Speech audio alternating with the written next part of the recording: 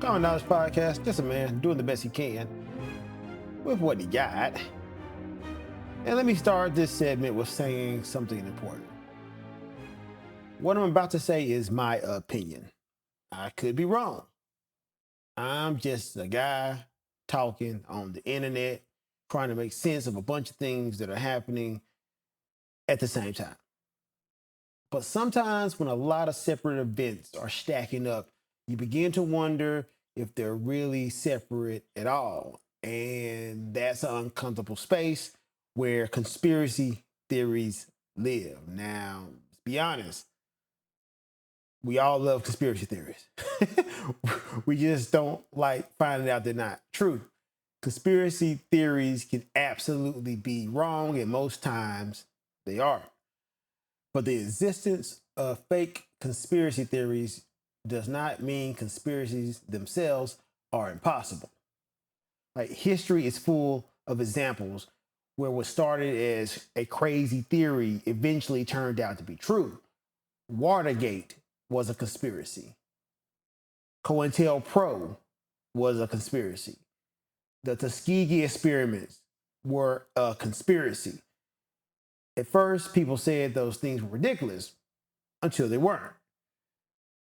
And the key word in all this is something people on the internet seem to have forgotten the meaning of. And that's unsubstantiated. Unsubstantiated does not mean false. It means not yet proven. Every claim on earth starts out unsubstantiated.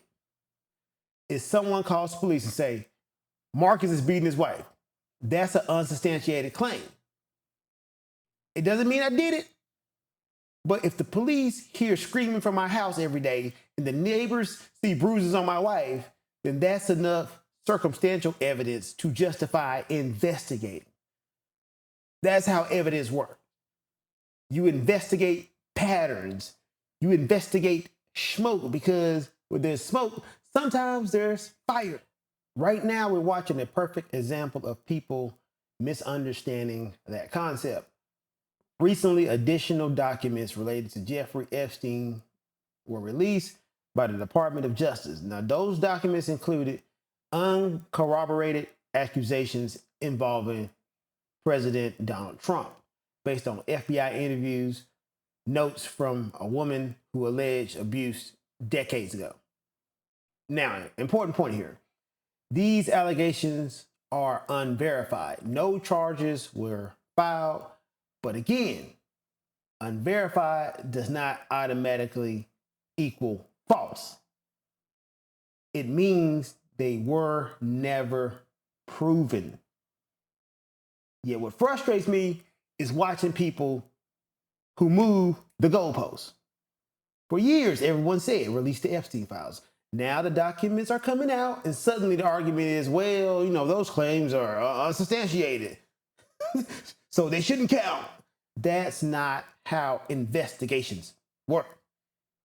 If 1,000 people independently make claims about abuse involving the same network of powerful individuals, that doesn't prove guilt, but it absolutely justifies an investigation. Especially when there's already documented relationships between some of the individuals and Epstein. Some individuals being Donald J. Trump.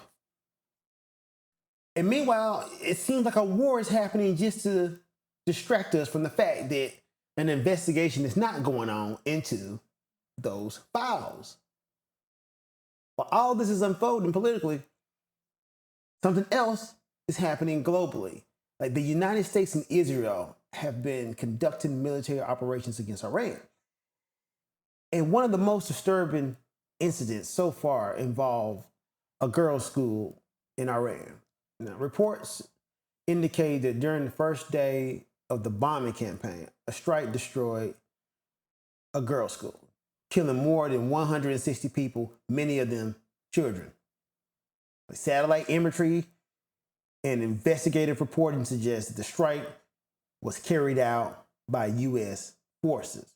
Now, the U.S. government says an investigation is ongoing and denies intentionally targeting civilians. Doesn't mean it didn't target them, but intentionally targeting civilians. Just a side note, man, like that's always the rationale for Americans and Israelis bombing civilians. It's always, well, hey, man, they were hiding terrorists in those schools. That's always the excuse. But that's neither here nor there. The United Nations has called for an independent investigation, noting that schools are protected civilian infrastructures under international law. Now, here's where nuance becomes important. Like, two things can be true at the same time. Iran's government is an authoritarian regime with its own history of human rights abuse. Not sticking up for those guys. But bombing a school full of children is wrong. Those two ideas are not mutually exclusive.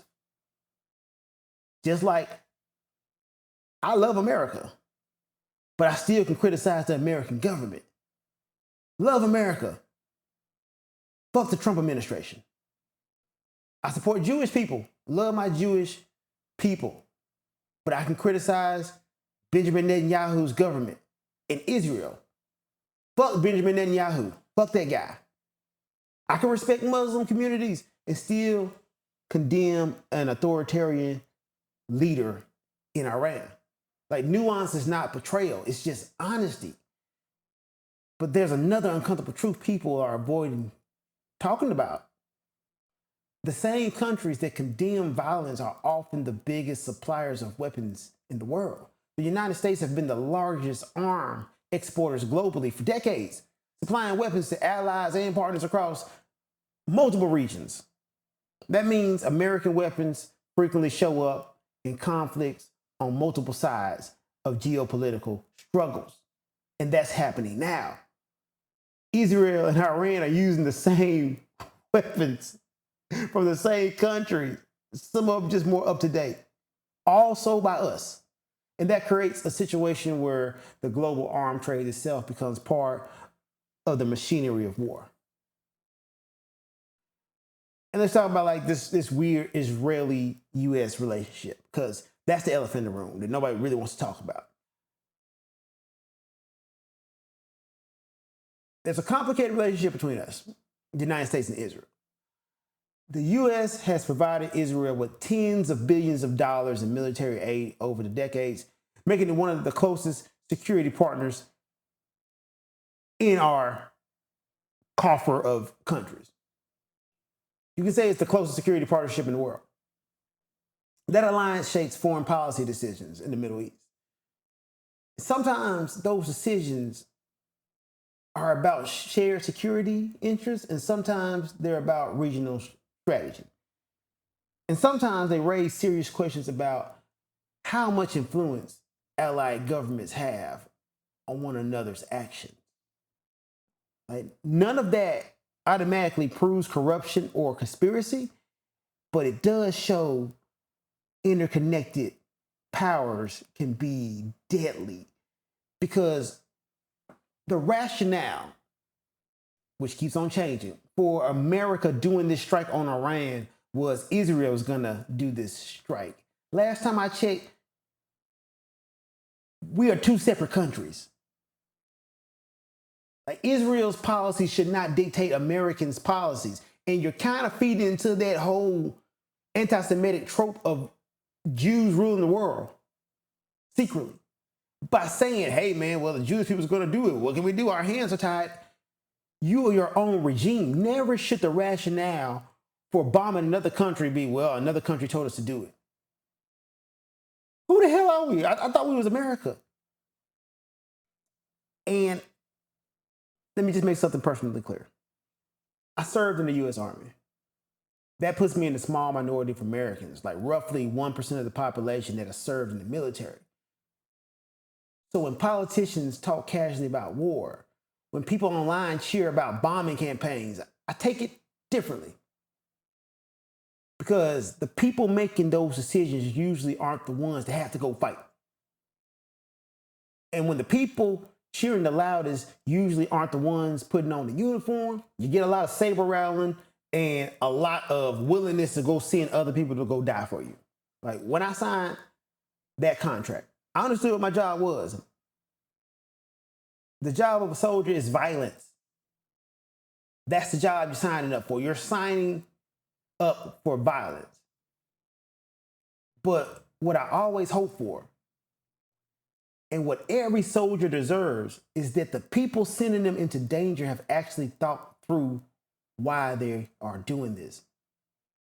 That is a major reason why I got out the Army during George W. Bush. I feel like there was no plan, man. There was no rhyme or reason. And we're right back there.